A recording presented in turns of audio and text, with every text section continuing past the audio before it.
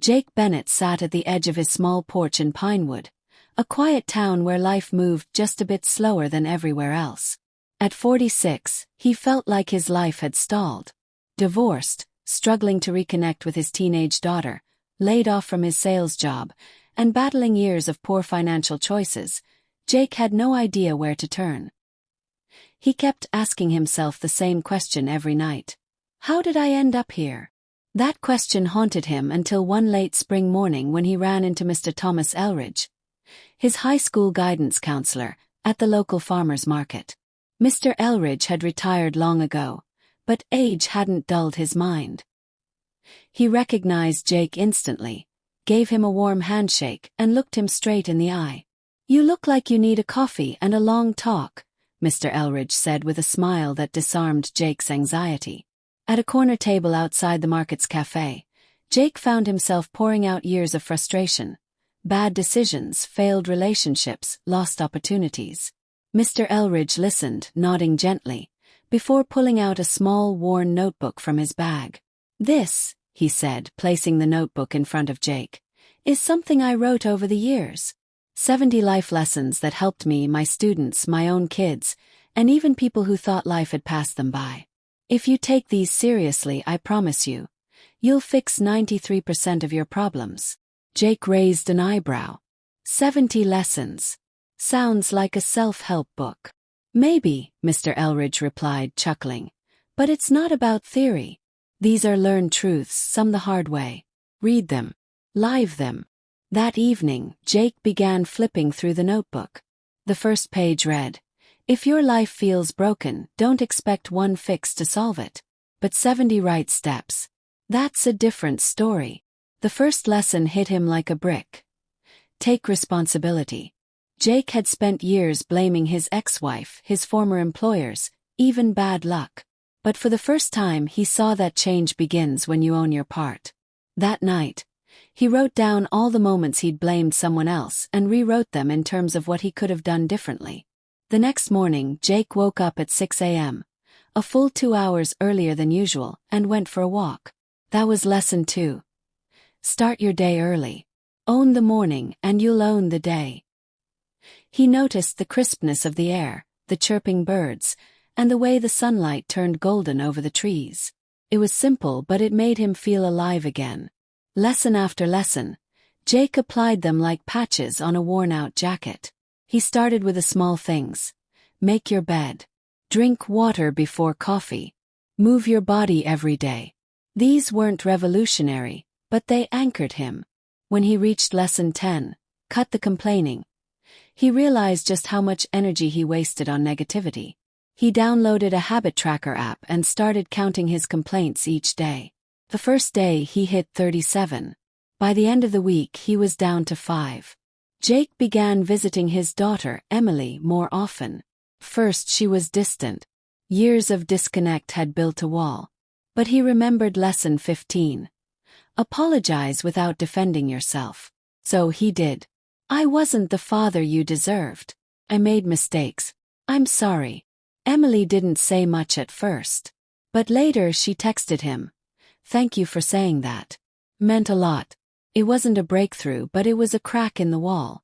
Weeks passed, and Jake devoured the remaining lessons. He learned to plan his day the night before, to spend less than he earned, to read instead of scroll, and to call his parents even when he didn't feel like it. Each of these principles slowly restructured his daily life. Lesson 29 told him to declutter his space. He went through his apartment and got rid of half of his belongings. He donated what he didn't need, sold off the rest, and suddenly felt lighter. By lesson 35, he was cooking his own meals again. Cook once, eat twice saved him money and taught him how to be present in the kitchen, something his mother used to say was the soul of any home. Then came the hard ones. Forgive people who never said sorry. That took weeks. Jake had bitterness stored up for people who had wronged him. His ex-boss, his old friend who ghosted him during his divorce, even his dad for never expressing affection. Forgiveness didn't mean forgetting. It meant he stopped carrying their mistakes as his burden.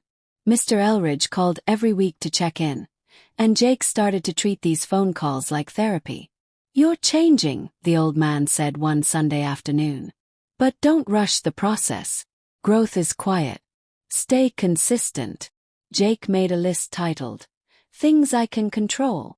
At the top he wrote, "Attitude, effort, habits, and words." It was inspired by Lesson 42.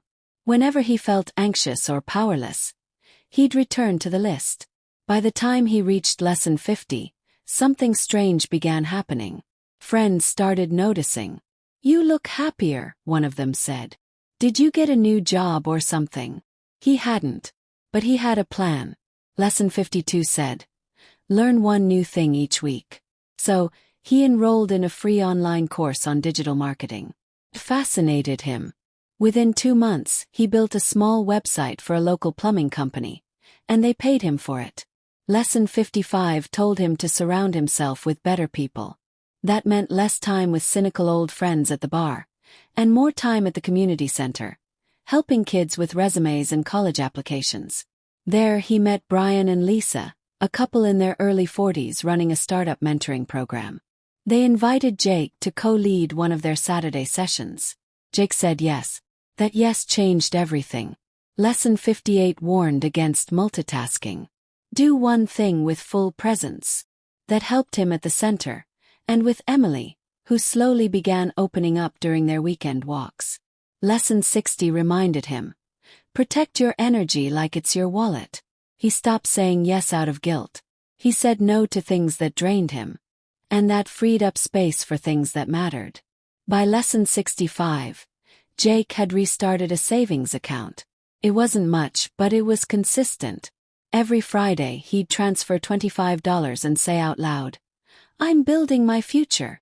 Silly, maybe, but it worked. He believed it. The notebook's final lessons focused on giving. Teach others what you've learned. Give compliments generously. Volunteer. Leave things better than you found them. And the very last one. Be the person you needed when you were younger. That hit Jake hard. He sat down and wrote a letter to himself, aged 23.